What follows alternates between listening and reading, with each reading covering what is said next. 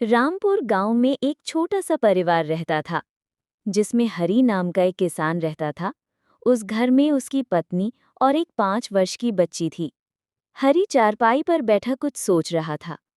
मेरी जिंदगी में भी कोई बदलाव होगा? क्या मैं हमेशा ही गरीब रहूंगा? कभी भी मैं। हरी एक बहुत मेहनती और ईमानदार लकड़हारा था।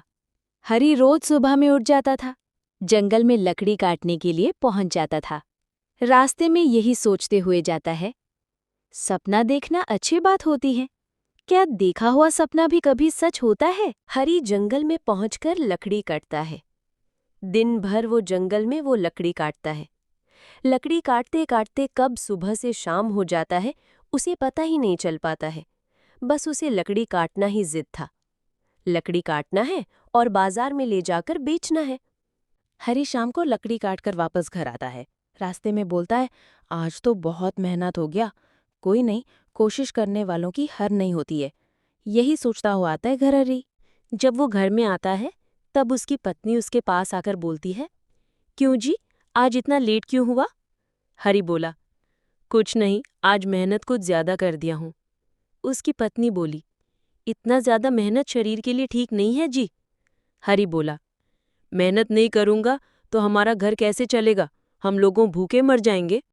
अगली सुबह हरी दूसरे जंगल में लकड़ी काटने के जाता है।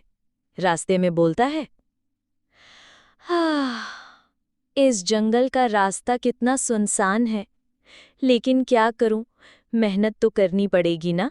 जंगल में पहुंचने के बाद वो एक पेड़ को ध्यान से दूर खड़ा देख रहा था। उस पेड़ से अजीब सी चमक निकल रही है। हरी उस पेड़ के पास जाता है, तभी उस चमकीला रोशनी में से एक परी प्रकट होती है। हरी उनको देखकर डर जाता है। तभी परी बोली, घबराइए मत आप, मैं एक जादुई पेड़ की परी हूँ। इस पेड़ को आप मत काटो, मैं आपको 2 वरदान दूंगा।